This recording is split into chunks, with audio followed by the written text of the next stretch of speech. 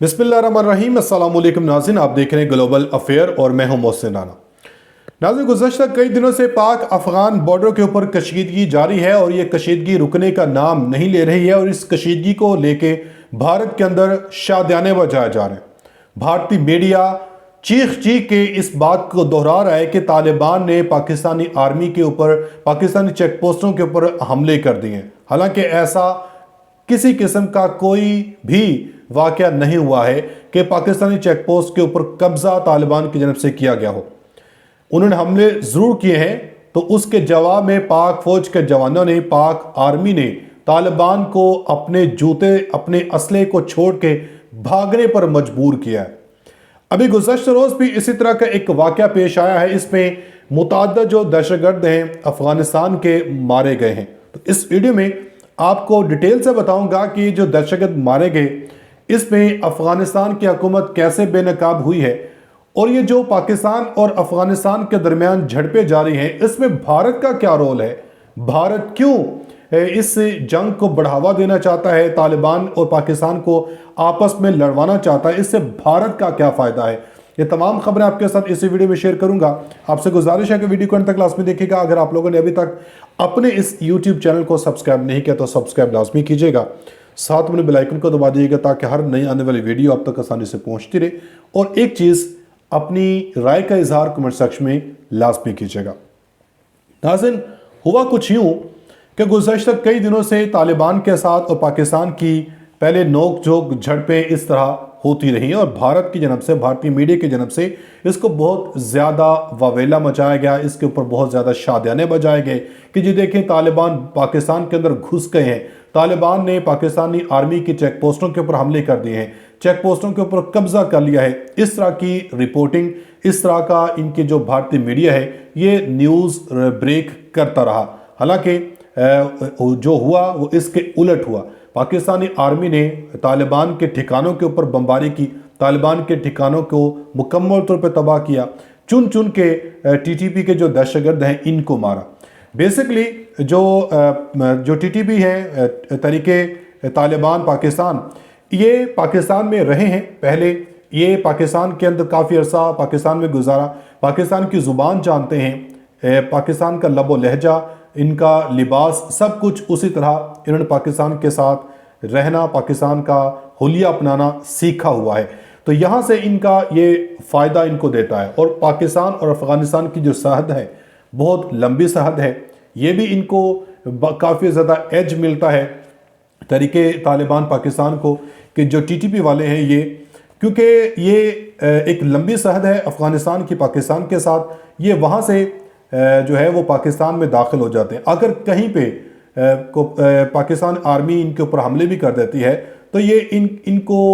काफ़ी अरसे से आते जाते रहे। इन्होंने वहाँ पे बंकर्स बनाए हुए हैं, नीचे तय खाने बनाए हुए हैं,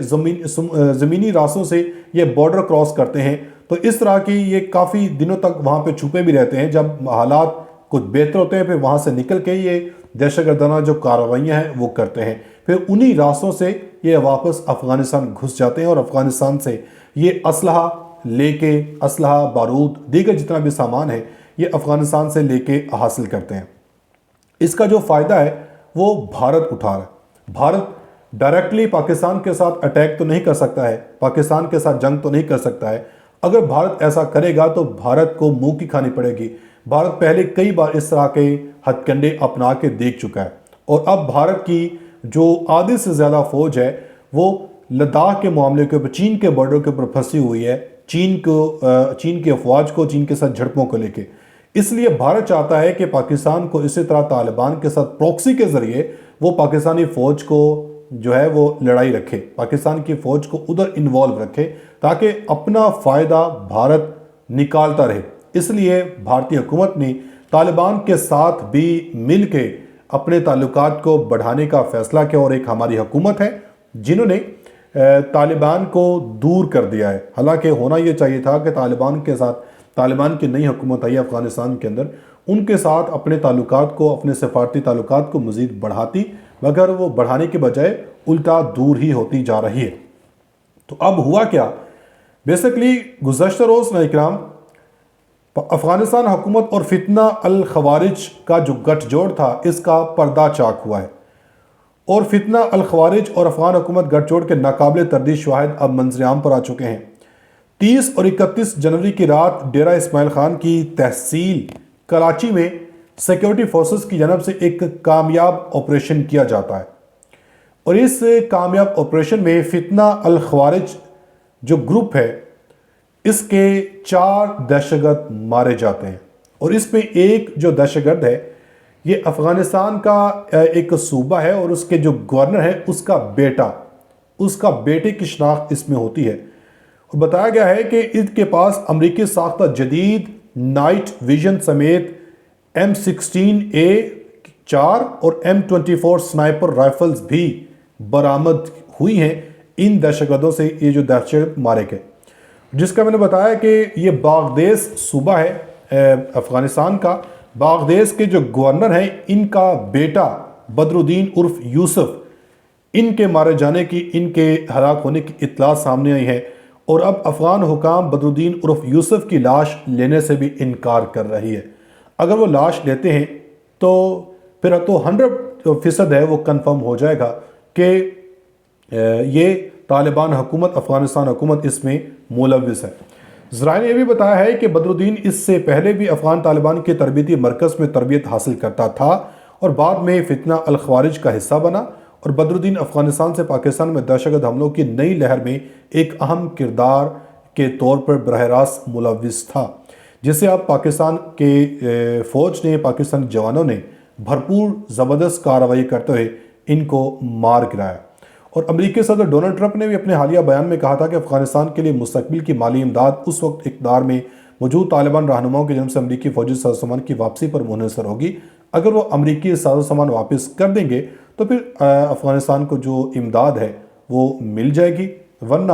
ان کو امداد بند ہو جائے گی۔ چونکہ ناظرین جس طرح میں نے بتایا کہ پاکستان اور افغانستان کی طویل سرحد لگتی ہے، اور اس میں زیادہ تر جو علاقہ ہے وہ پہاڑوں کے اوپر مشتمل ہوتا ہے، اور اس لیے جو ٹی ٹی پی کے دہشت گرد ہیں، ٹی ٹی پی کے دہشت گرد، ان کے لیے آسان ہوتا ہے وہاں سے گزرنا پہاڑوں کے راستے سے، کیونکہ یہ وہاں پہ رہتے ہیں، ان کو ہر علاقے کا بڑی قریبی سے یہ جانتے ہیں، اور یہ افغانستان سے اسلحہ لے کر کورم، پارا چنار، میدان اور وزیرستان کے علاقوں میں کارروائیاں کرتے ہیں اور واپس انہی پہاڑوں میں چھپ جاتے ہیں، اور اس بیشتر کارروائیوں کا فائدہ بھارت کو ہوتا ہے، بلکہ بیشتر کارروائیوں کے پیچھے بھارت کا ہاتھ بھی نکلتا ہے، اور انڈیا پاکستان سے کسی بھی محاذ کے اوپر ڈائریکٹ جو جنگ ہے وہ نہیں چاہتا ہے، کیونکہ جس طرح میں نے بتایا تھا کہ اس وقت بھارت کی جو فوج ہے وہ لداخ کے معاملے کے اوپر، لداخ کے بارڈر کے اوپر چین کے ساتھ جنگ میں مصروف ہے، اور بھارت پاکستان کا ازلی دشمن ہے، لیکن اس کی تکلیف میں اضافہ اس وقت ہوا جب پاکستان نے چین سے 5th جنریشن فائٹر جیٹ خریدنے کا معاہدہ کیا، اور پاکستان ترکی چین سے مل کر 5th جنریشن سپر سونک طیارے بھی پاکستان میں بنانے جا رہے ہیں، جو کان فائٹر جیٹ کی فیکٹری پاکستان کے اندر لگنے جا رہی ہے۔ اس لیے اب بھارت کو پاکستان کی یہ جو ڈیفنس ہے یہ کھٹک رہا ہے، اس لیے بھارت اب ڈائریکٹ تو پاکستان کے ساتھ جنگ نہیں لڑ سکتا، نہ ہی چاہتا ہے، اس لیے پروکسی کے ذریعے وہ پاکستان کے ساتھ اس طرح جو اپنی بغض، اپنا غصہ نکال رہا ہے۔ اپنی قیمتی رائے کا اظہار ناظرین کمنٹ سیکشن میں لازمی کیجیے گا۔ اپنا بہت سارا خیال رکھیے گا، ملیں گے اگلی ویڈیو میں، تب تک کے لیے اللہ حافظ۔